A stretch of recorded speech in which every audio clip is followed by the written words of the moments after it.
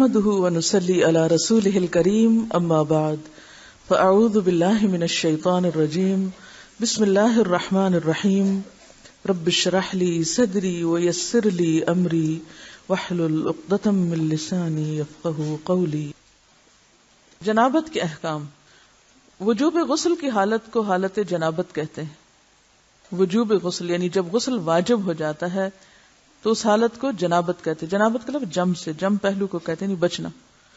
مندرجہ ذیل 4 حالتوں میں مسلمان مرد اور عورت پر غسل کرنا فرض ہو جاتا ہے۔ نمبر 1، جوش کے ساتھ منی خارج ہونے کے بعد، اس میں احتلام بھی داخل ہے، یعنی کوئی ایسا خواب آئے یا ویسے۔ نمبر 2، صحبت کے بعد یعنی سیکشول انٹرکورس کے بعد۔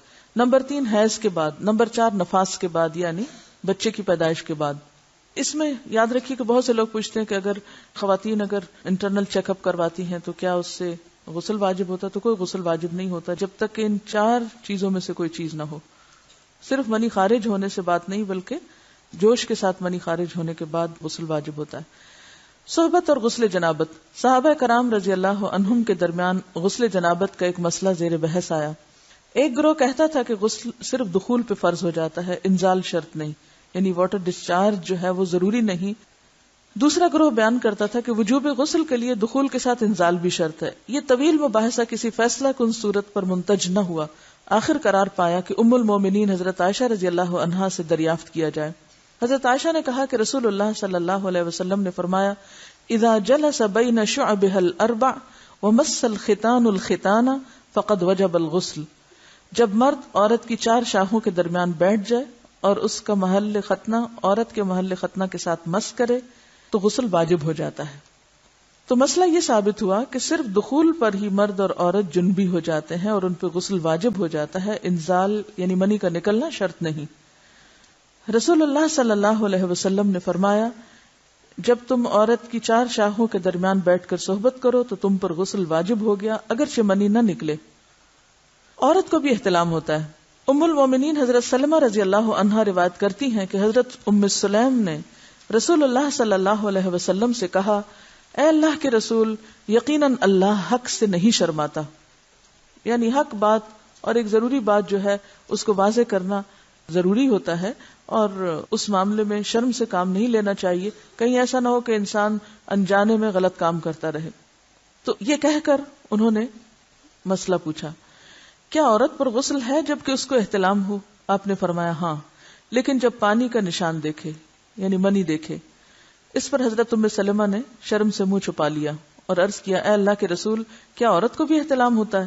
آپ نے فرمایا ہاں ہوتا ہے، تیرا داہنا ہاتھ خاک آلود ہو، یعنی یہ ایک پیار کی ڈانٹ تھی۔ اور اس میں ہو سکتا ہے کہ مزاج کا فرق ہو، بعض خواتین کے ساتھ ایسا نہ ہو اور بعض کے ساتھ ایسا ہو، لیکن اس میں جو اصل چیز ہے وہ ایکسیسو واٹر ڈسچارج ہے۔ اس میں کہیں ایسا نہ ہو کہ لیکوریا وغیرہ کے ساتھ اس کو ریلیٹ کر دیا جائے۔ دونوں چیزوں میں فرق ہے۔ اور احتلام جو ہے وہ سوتے وقت ہوتا ہے، یعنی سو کر اٹھنے پر اگر انسان اپنے کپڑوں پر زیادہ ڈسچارج دیکھے، خواہ کوئی خواب یا کوئی فیلنگ یاد نہ بھی ہو، تو پھر غسل کرنا ضروری۔ معلوم ہوا کہ عورت یا مرد نیند سے اٹھ کر اگر تری یعنی نشان منی دیکھیں تو یہ احتلام کی علامت ہے، لہٰذا ان پر غسل کرنا فرض ہو جاتا ہے۔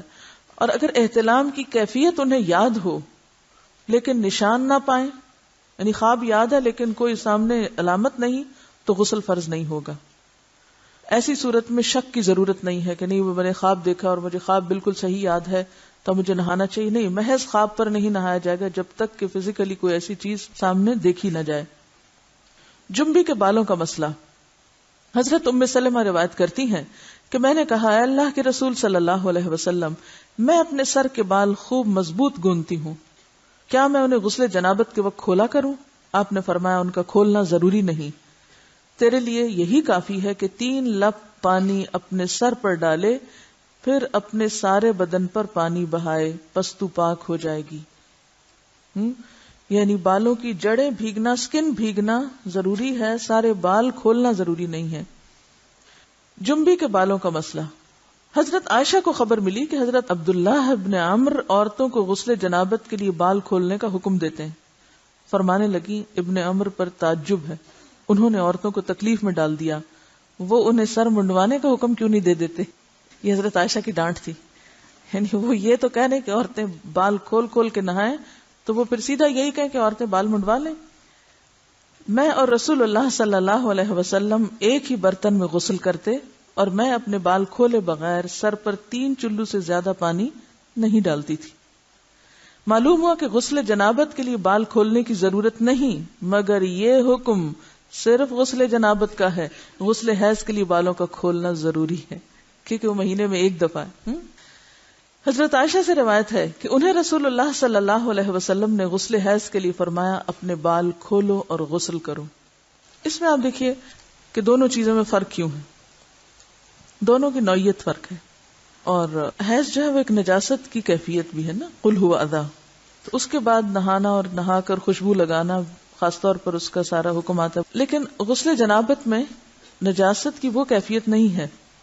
یعنی حیض کا خون اور منی جو ہے ان دونوں کے حکم میں بھی فرق ہے. ٹھیک ہے نا. بعض علماء کے خیال میں جو منی ہے اٹ سیلف وہ ناپاک چیز نہیں ہے. اگر کسی کپڑے وغیرہ کو لگ گئی تو وہ کپڑا ناپاک نہیں. اگر اس کو خشک ہونے پر کھرچ کے صاف کر دیا جائے تو کپڑا صاف ہو جائے گا. لیکن خون حیض پر آپ صلی اللہ علیہ وسلم نے کیا فرمایا؟ چٹکیوں سے مل مل کے اس کو صاف کر کے دھوئے. تو ان دونوں میں بھی فرق ہے. لہٰذا ان دونوں کے بعد نہانے کے حکم میں بھی فرق ہے. ایک میں بال کھولے جائیں گے اور بال بھی دھوئے جائیں گے اور بالوں کی جڑیں بھی دھوئی جائیں گی، جبکہ دوسرے عام غسل جنابت میں بال کھولنا اور پورے بال دھونا شرط نہیں. بہت سی بچیاں ایسی جن کی شادی ہوتی ہے اور اس کے بعد انہیں ان مسائل کا پتہ نہیں ہوتا، یا تو بے شرم کے مارے نہاتی نہیں، یا نہاتی ہیں تو پھر وہ پورے بال دھو دھو کے سکھانے میں اور ان چیزوں میں اتنا وقت ضائع کر دیتی ہیں کہ پھر بعضوں کا شوہر کی نافرمانی اور آپس کے تعلقات میں ٹینشن، لوگوں کا خوف. تو اگر دین کا صحیح مسئلہ پتا ہو تو انسان ان تمام مشقتوں سے بچ جاتا ہے اور ایک نارمل روٹین کی لائف گزار سکتا ہے.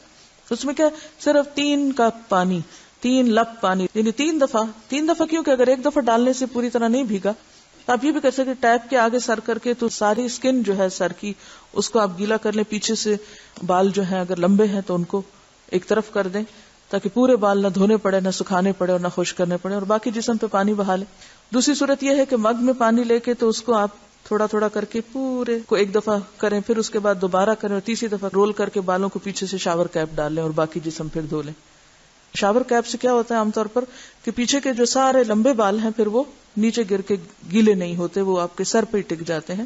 تو سر کی اسکن دھوئیں اور بالوں کو جوڑے کی شکل میں باندھ کے اوپر شاور کیپ پہن کے پھر باقی جسم کو اچھی طرح دھو لیں. تو اس میں آپ دیکھیں کہ جب بالکل سر کے سکن کا حصہ ہی تر ہوگا، اور یہ 3 دفعہ کرنا ہوگا، ایک دفعہ سے نہیں کام چلے کہ 3 دفعہ کرنا تاکہ کوئی بھی بال برابر جگہ سکن کی خشک نہ رہ جائے. تو اس سے کیا ہوگا کہ جتنا کم بال گیلے ہوں گے اتنے کم دیر میں ان کو خشک بھی کیا جا سکتا ہے اور کسی بھی مشقت کے بغیر انسان نماز پڑھ سکتا ہے.